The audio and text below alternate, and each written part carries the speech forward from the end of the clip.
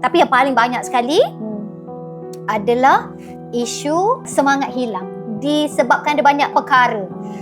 Bisnes tak jadi, kena tipu, kena fitnah, kena tikam belakang orang kawan baik. Benda-benda macam tu. Dan yang paling teruk sekali lah yang akak pernah hadap selama 11 tahun ni dalam Aura Rezeki ni, yang mana yang wanita-wanita yang berjumpa dengan akak, ada ramai jugalah yang datang-datang tu yang nak bunuh diri.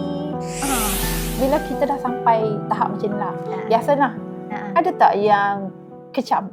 Ataupun ada haters tak? Kan tadi kita cerita ramai sayang kita, ramai memang suka. Tapi ada tak haters kat JM? Orang macam kat JM ada haters ke? Dia macam ni lah. Tak semua orang suka kita.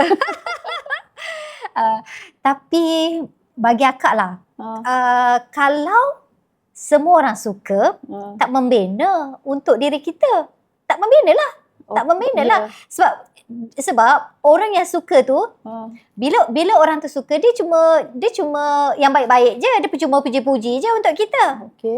So kita tak rasa. Jadi kita tak rasa. Kita rasa macam kita best je. Lah, kita selesa je. Tapi bila orang yang tak suka dengan kita, itu real. Maksudnya bila orang tak suka ni, normal lah bagi akak itu normal. Yang mana bila yang tak suka tu membuatkan kita, sebenarnya daripada sudut ni aku lemah juga kat sini, aku tak baik juga kat sini. Sebab kalau kita fikir yang baik je puji kita, kita tak nampak kita punya buruk dia, kita tak nampak kita punya salah kita kan. Jadi bagi akak orang suka tu bagus, yang tak suka tu bagus. Jadi bagi akak ambil keduanya, dan dua-dua tu adalah pembelajaran untuk akak. Jadi akak bila orang maksudnya macam mana akak hadap kecaman tu? Bila orang kecam akak apa semua kan, akak tak adalah cepat-cepat meroyan, kan masuk dekat media sosial, buat posting yang bukan-bukan. Itu bukan akak lah. Itu bukan akak lah.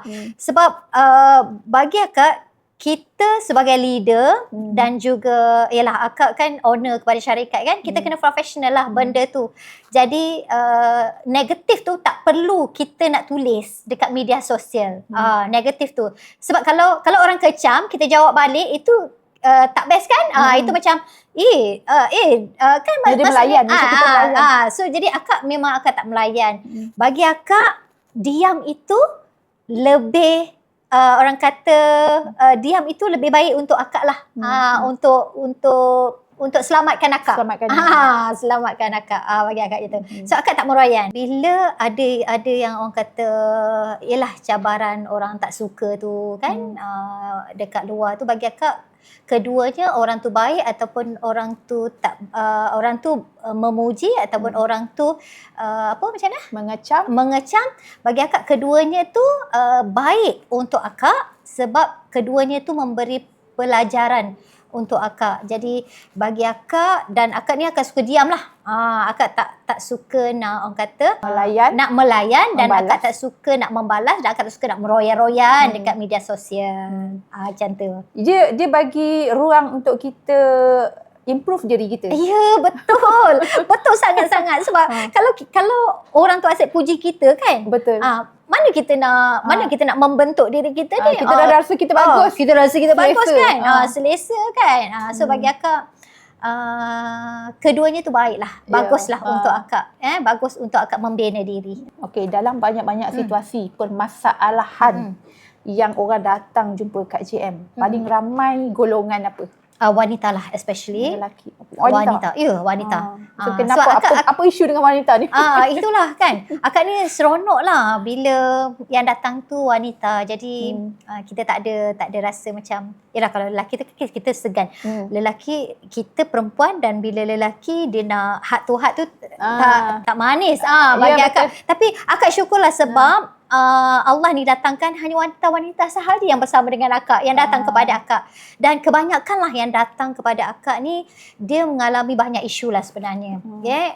Isu dengan pasangan kadang-kadang, isu keuangan, isu bisnes, isu family, dia ada banyak lah sebenarnya. Ada banyak sebab lah, ada banyak isu lah sebenarnya. Tapi yang paling banyak sekali adalah isu yang tak yakin.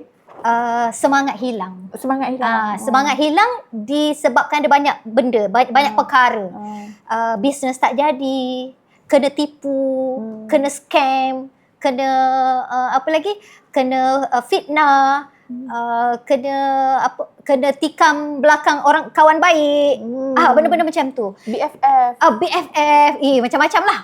So itu antaranya lah. Dan yang paling teruk sekali lah yang akak pernah hadap selama 11 tahun ni dalam Aura Rezeki ni, yang mana yang wanita-wanita yang berjumpa dengan akak, ada ramai jugalah yang datang-datang tu yang nak bunuh diri. Pun ada. So jadi dia ni kan sebenarnya dia datang berjumpa dengan kita, dia bukan nak duit kita, dia bukan nak apa-apalah, tapi dia cuma nak duduk dengan kita dan nak bercakap dengan kita. Kita tak perlu pun nak cakap banyak, kita hanya angguk sahaja pun dah memadai dapat menyembuhkan luka di hatinya. So maksudnya dia perlukan orang nak dengar je. Dia tak nak apa-apa pun dengan kita. Dia tak nak duit kita, dia tak nak pinjam duit kita, dia tak nak apa-apa. Tapi dia nak kita ni dengar apa yang dia nak cakap dan peluklah dia untuk penyembuhan kepada diri dia. Itu je sebenarnya tugas akak tu, itu je sebenarnya. Betul. Kan?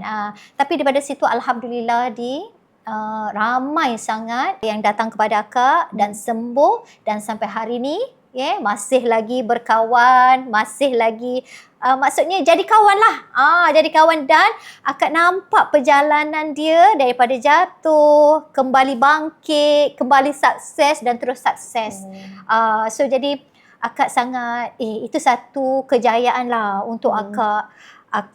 Dia kejayaan ni dia bukan diukur dengan berapa besar rumah kita, berapa banyak kereta kita, berapa banyak emas kita, berapa gram banyak emas kita kan. Dia tak. Tapi kejayaan ni, sekecil-kecil kejayaan ni diukur adalah macam ni lah, membangunkan orang.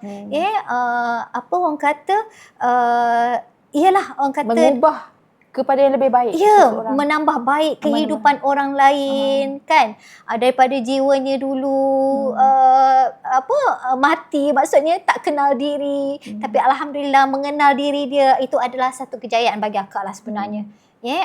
Bukan yang tadi tu, bukan rumah besar, bukan kereta banyak, bukan kereta mewah, bukan. Tapi inilah adalah kejayaan untuk akak lah, membangunkan wanita-wanita yang jatuh dan bangkit semula. Iron Lady ni. So wanita-wanita yang rasa down tu boleh cari kat JM. Boleh cari kat JM. Percuma je. Percuma. Betul, percuma. Sebab apa akak dulu, masa akak jatuh tau. Masa zaman tahun 2014 dulu akak jatuh, akak tak ada apa-apa ni Tak ada apa, duit tak ada kan. Masa tu kawan datang ni nak ajak pergi seminar tau. Adalah seminar motivator tu, kalau akak sebut nama memang semua orang kenal lah kan. Bayar RM30 pun aku tak boleh nak bayar ketika itu RM30 pun tak boleh nak bayar. Sebab kalau kita tak ada, memang tak ada kan. Yalah, betul tak? RM30 tu bagi kita macam 300. Betul?